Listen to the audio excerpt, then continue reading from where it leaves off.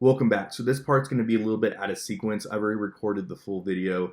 I'm putting this snippet up front because I realize this is a long form video. Most people are not going to watch it. So this is the first part to really just to get you some really helpful, valuable information. We know everybody cares about their animals, their livestock animals, especially their chickens.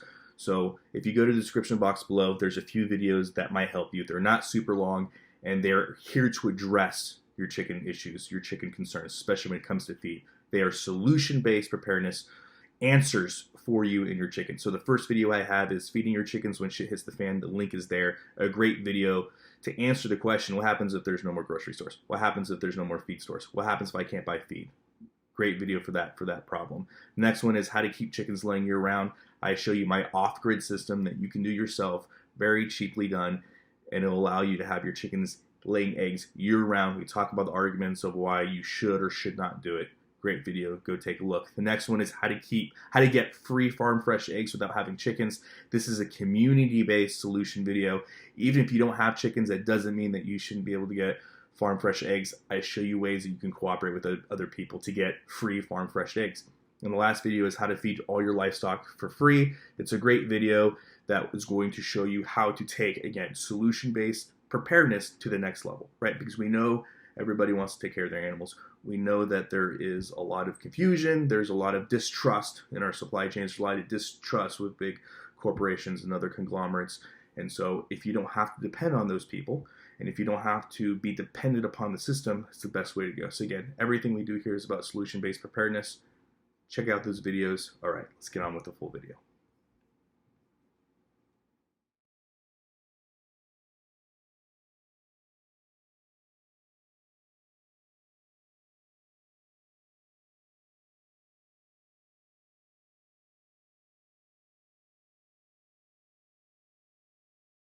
Welcome back. Good morning. Got my coffee. It's 4 o'clock in the morning here. I like to get my day started early. Oh yeah, we got a lot of videos coming today. I got a lot of things that I want to put out today, so I couldn't wait any longer. So we're gonna just start rolling here early. So today, the first thing I want to talk about this supposed chicken feed conspiracy. I call it a conspiracy just because that's what everybody else is calling it. I think that there is very logical reason for why everybody's lived experience is happening, but we'll get into that as we get into this video. But this is going to be somewhat of a deep dive, and my initial thing I want to tell you guys is it's very important that we realize how much of a trashy community the preparedness community has become. And so you guys have been sending me a lot of questions, especially since I've done series here on raising chickens, doing it holistically, free range, everything from incubating chickens, ducks, having them cohabitate together, incubating chicken and duck eggs together. You know, I've done it all here for you guys, even down to how much electricity is required, how much it costs for the electricity, how to monitor that. We've kind of done that all here on this channel, and we've been receiving a lot of questions from those videos as more and more people are getting into this type of animal husbandry, and it's been phenomenal. And unfortunately, a lot of people are getting some really bad information, really garbage information. And, you know, my initial bias, and I'm always going to, you know, if I have a bias or something, I'm always going to tell you straight up, especially if you've seen my videos, especially my last video when we were talking about livestock animals, right? Should you do registered? Should you do pedigree? Should you do mixed breed? I'm going to tell you what my biases are straight up, and then I'm going to try to articulate why you shouldn't necessarily have that bias, okay? So my bias in this whole situation, when we're talking about this chicken feed conspiracy, and the conspiracy is essentially that Purina and other laying hen brands, because since this has come out, more and more brands have been added to the list, a lot of which are, we'll talk about, owned by the same conglomerate companies, have intentionally either reduced caloric values of their layer feed, or reduce the protein content by weight, or a combination therein. And so that is the conspiracy. My initial bias is that it really confuses me, and it really immediately makes me question somebody's legitimacy when they represent something as if it's factual, but then proceed to give no data whatsoever. And so my bias is I'm going to say, okay, for this video, I really do care about lived experience. Lived experience is important to me, especially for me. My lived experience and my personal experience is very important to me, as it should be for everybody else. So I'm going to do my best to leave that part out of the equation as far as, okay, well, they're not producing any evidence, but they have their factual experience. But unfortunately, as everything we've seen in the preparedness community, not only do they use their lived experience as facts, they go one step beyond and they start fabricating things. And initially, I was just going to let this video go because, I figured like anything in the preparedness community, like all the garbage they spew, eventually there was going to be another headliner, right? Just like Fox and CNN, MSNBC, there's going to be another headliner, and then this was going to go away.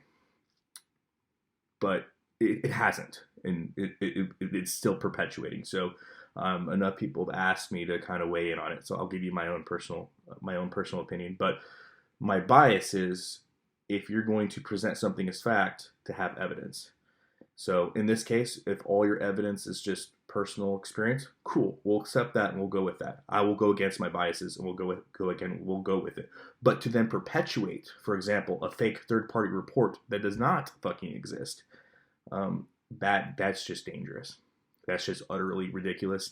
And that just goes to show you how much of a garbage this community is. So apparently there's this third-party report that some guy named Range put on, and nothing against him. I've seen some of his videos. I searched everywhere. I cannot find this third-party report that conclusively shows that there is some kind of conspiracy to reduce the caloric content or the protein by weight or a combination therein to intentionally keep the everyday person that raises chickens from producing eggs.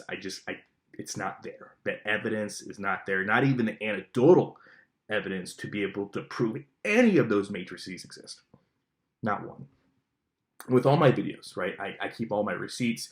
I keep all my evidence. I'll have all my sources listed here in the description box below. If you have something, please show it to me. Send it to me. You can send it here on YouTube. You can go over to Rumble. You can send it there on Rumble. However you need to get a hold of me, I will make complete corrections and I will take full ownership.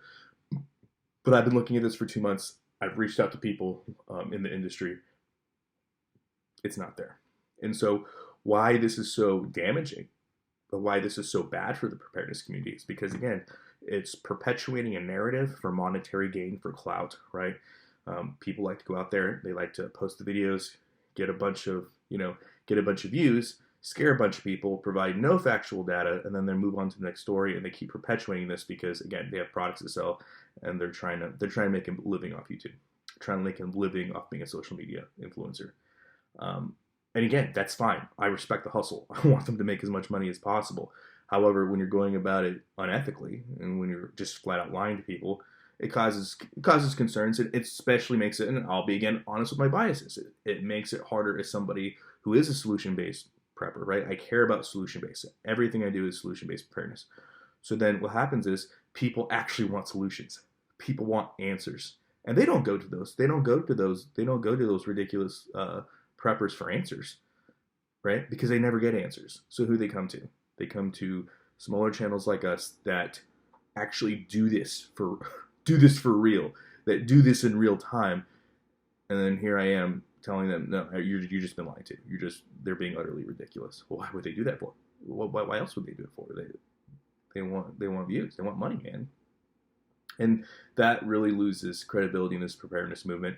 And there's a reason why people don't want to be in preparedness. And I'll do another video on that. But ultimately, this is kind of where we're at. So I just want to go over just some action items. Again, I know this is going to be a long video. I'm not expecting people to watch it. I know when it comes to my channel, the only people that watch my videos, especially the longer based videos, are those that actually truly give a fuck. So knowing that's the case, we'll break down this, logically, and we'll kind of talk about why these things are happening and what you should be looking for.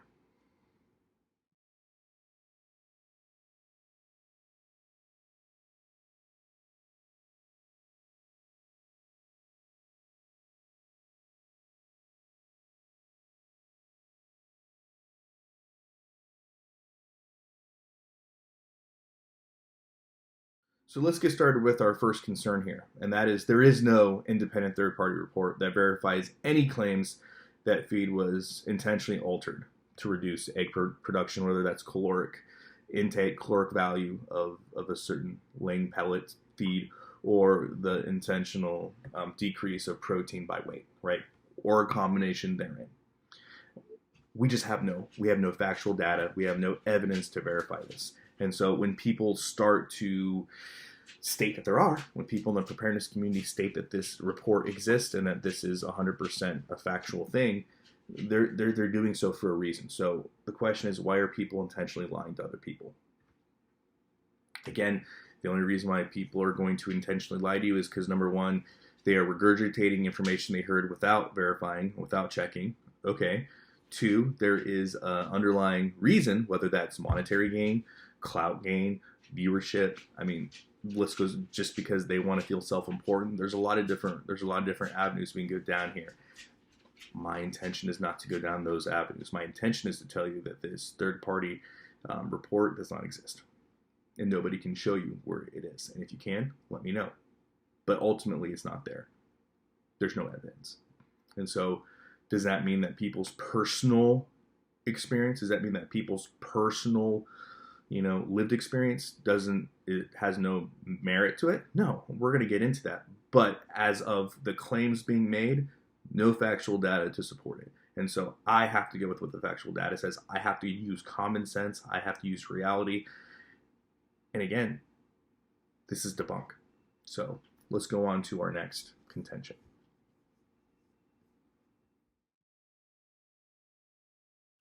So when it comes to doing any kind of investigations or investigatory work, I like to go about things systematically, right?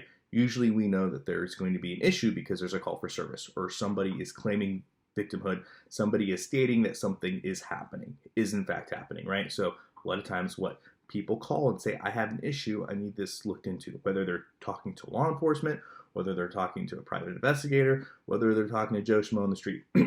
There is an alleged wrongdoing, right? So what I like to do is I like to go and I like to figure out what the RP, the reporting party, whoever is claiming victimization, I want to know their side of the story is. I want to know what they're claiming was wronged, how they know they were wronged, and then whatever additional information they could give me. So that's important because now I get their personal lived experience documented. Then if I can, I want to go talk to whoever alleged, right?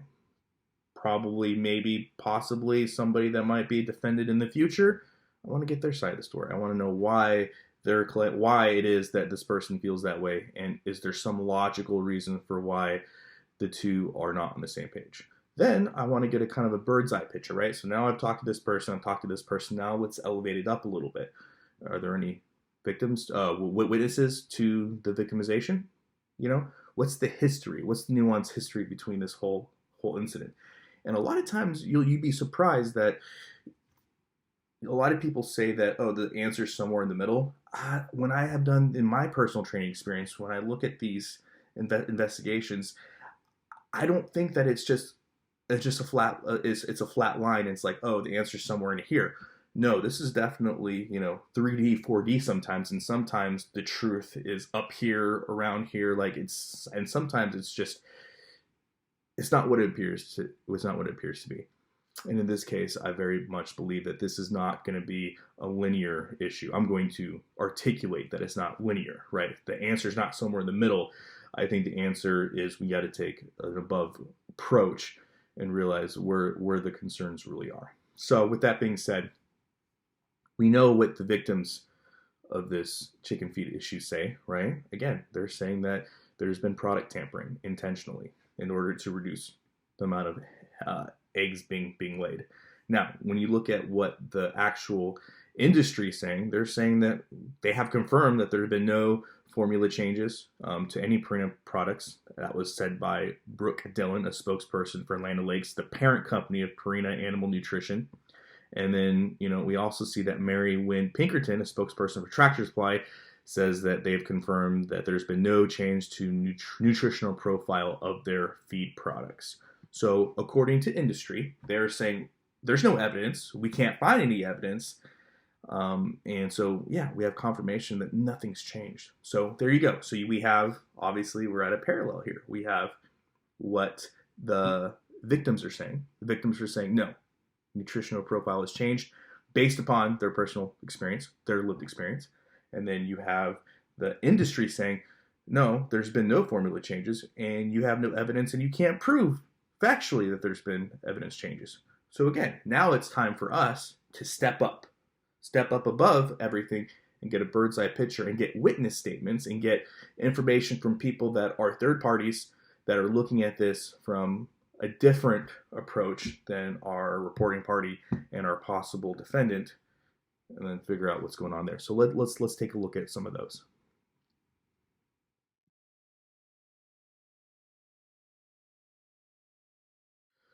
So let's take what the witness has to say, let's take what industry has to say, and let's get somebody who's a third party who does this and studies this for a living, right?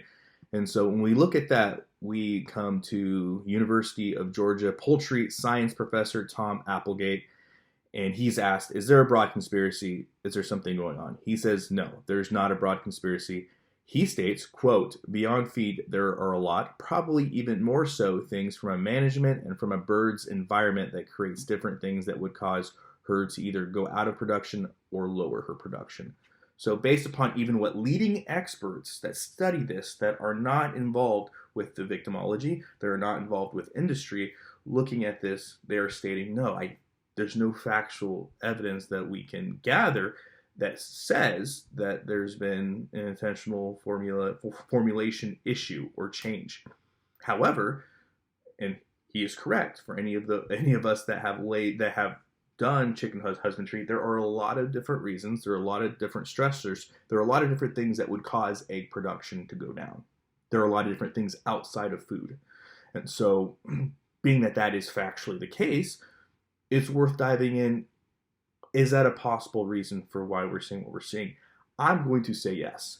So at this point, I'm going to start to articulate what I think the overarching issues are, and I'm going to give you a little bit of guidance on what I think that you can do to help yourself out.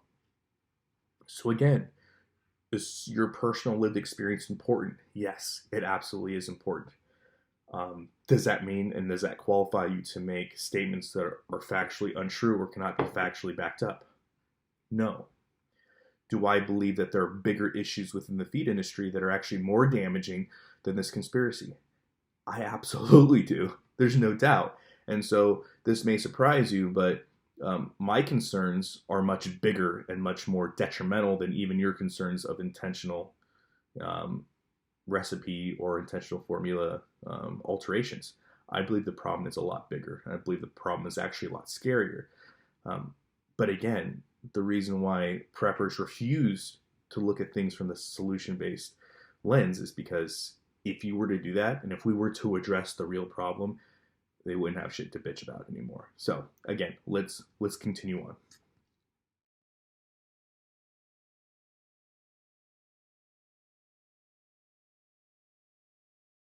So the real issues when it comes to these kinds of conspiracies are what's naturally somebody going to do if their chickens are not producing. They are naturally, right? They're naturally going to switch feeds. They're going to go to a different feed. And the biggest and the funniest thing is, if you go to these comment sections, you're going to see that people are just like, oh, I switched feeds and things are great. I'm on this now. And then somebody will immediately say, whoa, whoa, whoa, whoa, wait. I don't know if you know this, but technically, Purina is also owned by Cargill, which is owned by Nestle. And technically, Land O'Lakes, Texas Natural, Little Giant, Manna Pro, etc., they're all owned by the same company, right? So they're getting their shit from the same place. So somebody may be like, well, great, I'm no longer on this, Purina laying pellet. I'm now on Texas Natural. I'm now on Manna Pro.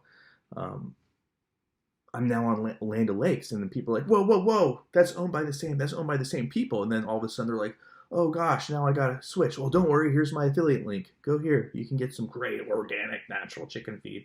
And so that's what we're seeing. And I think it's hilarious because the truth is, most these companies, most of these conglomerates have countless brands because they're owned by bigger and bigger companies. So again, Purina is owned by Cargill, which is ultimately owned by Nestle. A lot of people don't realize that. And then also on top of that, if you look at JBS, they purchased 64% shares of Pilgrim's Pride, right? And Pilgrim's Pride is a subsidiary of JBS. And so when you're looking at this, you're seeing that they have large holdings, right?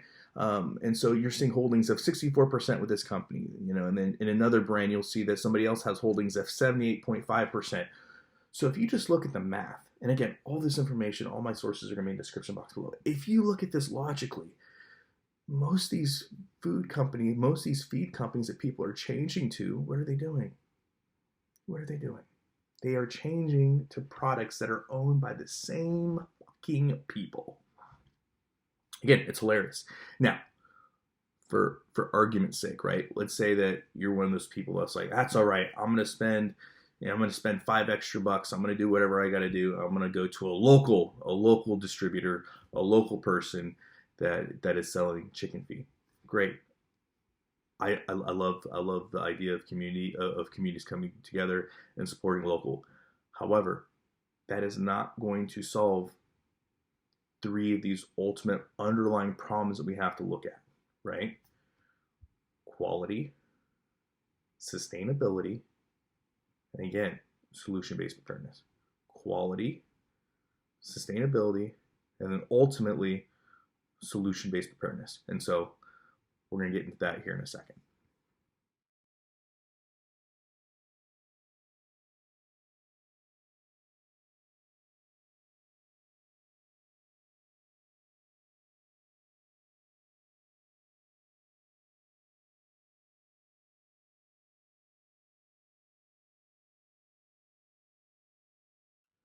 So as you can see, I put that picture up there for you so you guys could kind of take a look at that. And essentially, what we're looking at is we're looking at the ingredients list. So wheat millings, ground corn, corn distillers, dried grains, water soluble, a lot of this stuff has grain byproducts. So you have, if you look at feed, right? If you look at chicken feed in general, all feed, whether it's dog food or feed that you feed your animals, if you're buying it commercially, I hate to break it to you, you're feeding your animals garbage, right? So if you're asking me from my perspective, looking up, what's capitalism going to do? What's the free market going to do? The free market is going to try to give you the cheapest product they can produce for the highest profit margin. So the cheapest product for the highest profit margin. And so when you're talking about feed, there's only one way to do that, and that is to continuously put out a lower quality product altogether, right?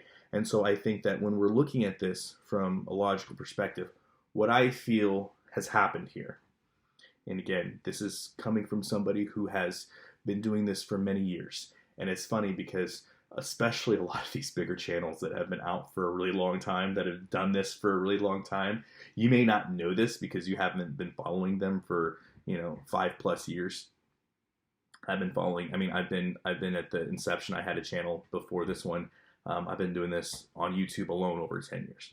And so when I look at this, right, this is not the first time that there have been supposed issues with this product tampering. This is not the first time that we've heard this. In fact, chicken feeds in the last, I would say, 5 to 7 years, there have been many scandals, many scandals. So one that a lot of people are not even aware of is Jason Penn, Pilgrim's Pride ex-CEO, was prosecuted on federal charges for price fixing allegations. Now, with that being said, great lawyers, eventually all the charges got dropped, but he had to step down. And so when we look at the feed industry in general, they have a history of giving the consumer the crappiest, shittiest product in order to gain the maximum profit. But that's capitalism.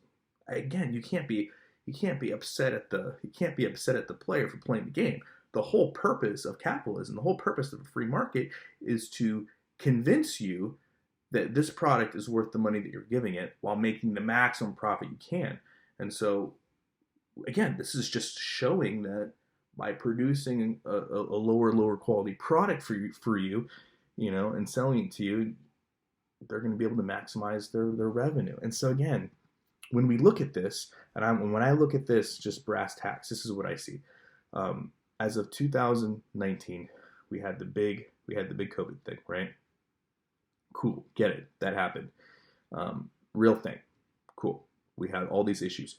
What did people start to do?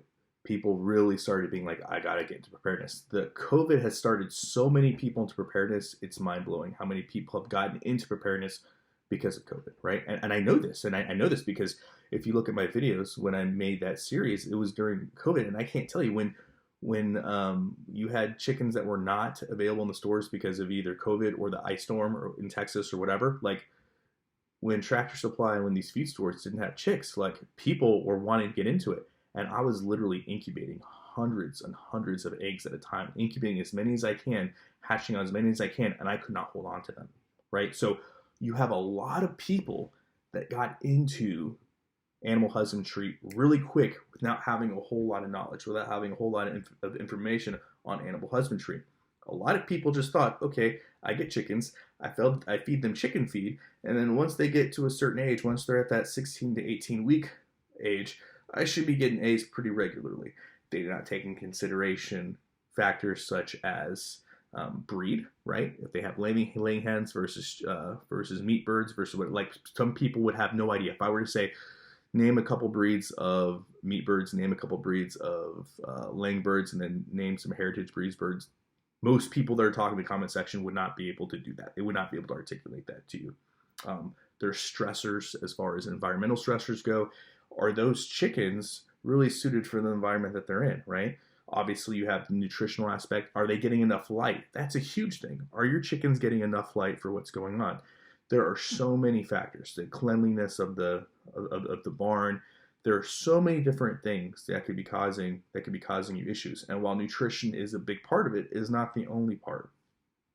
So when we're looking at this logically, what I see happen is you have, and again, we've seen this many times. We've seen this many times. If you've been doing this for any amount of time, you will see the trajectory. We're in this, preparedness is this big OODA loop. And the smart influencers that have been doing this for a while have figured out an OODA loop track, and they're all on the same page. That's why when you look at whenever a conspiracy breaks or a story breaks, everybody jumps on it, they follow it, they try to get as many clicks as they can, and they go right back to this circular news cycle, right? And that's what they do, because all they're trying to do is they're trying to capitalize on the ups. And so this is not the first time that this, there's been supposed issues with chicken feed and formula issues and stuff. Like I said, with the former CEO, we've seen this before. We've seen this play out on a national level. But what I see happening here is you have people that think, again, I have chickens, I feed them this feed because it has a cute little bird on it, and I'm supposed to get eggs, and they don't consider all the other factors. And so when you have so many people that are, held over from COVID, they just naturally assume that, oh, I heard that this is a conspiracy, there must be a conspiracy. Everybody's going to hear about this. And they don't want to take into fact that, no, it's not. It's less of a conspiracy of people intentionally trying to, stop your chickens from laying eggs. And it's more of, number one, they're trying to make the most profit. So you're getting a really shitty product you shouldn't be feeding your chickens anyway. I don't know why you do it. Number two, you're too lazy to look into the underlying issues of why your chickens aren't producing the eggs that they need producing. And number three, you're refusing to look at the solution-based, ideals that would help this be a non-issue in the first place, right? And so, unfortunately, that's where I see we're at. There's no large conspiracy here. It's, guys, you're feeding your chicken shit. I mean, I don't know. I can't say it any more emphatically without equivocation. I can't say it any other way. I mean, when it really comes down to it, you're feeding your animals garbage, and they're not going to produce. Even if you had all the lights, even if you try to reduce the stress as much as possible, when you're feeding your animals unsustainable crap, you can't expect them to do well. Even if you look at people that do this, right, that do this commercially, that produce eggs for a living, that actually do this in real life, those that do it from a commercial standpoint where they're not talking about, when they're not free range, right? They're in little cages. They're not doing a whole lot of caloric activities. They're in these small cages and they're producing eggs, and they have it down to a science, the light that they need, the nutrition that they need. They have everything down to a science, right? So everything is scientifically formulated for that chicken to stay in a small fucking box and produce. And then you have people that do this, you know, free range, right? Again, a lot of those people are supplementing. A lot of those people, because they're trying to make profit and they're making more money off their free range eggs. So they are supplementing. They're doing a lot of other things, because if they're free range, then I'm not saying that they're, they have a little bit of outdoor time, but they are getting enough caloric intake to where they're going to need to supplement even more than the people that are being, than the chickens that are being produced commercially. And then you have your homesteaders, new preppers, new farmers, all these people doing it for real, trying to do it for real, right? So they have the chickens in this big coop, and they're running around, they're jumping around, they're having a good time, they're expending a lot of caloric energy, and then you're feeding them shit. And then you're not giving them the light that they need. And then they're exposed to all these outdoor stressors and X, Y, and Z. Yeah, man, honestly, honest question, what'd you expect to happen? What did you expect? And again, I'm not trying to say this to beat up on anybody, but at some point, right, somebody needs to come to the conversation and speak truthfully, and just sometimes you just need the David Goggins approach. It's like, what did you expect was going to happen, man? And so that's what I'm seeing with a lot of these people that are perpetuating these conspiracy theories, people that are perpetuating, all this stuff.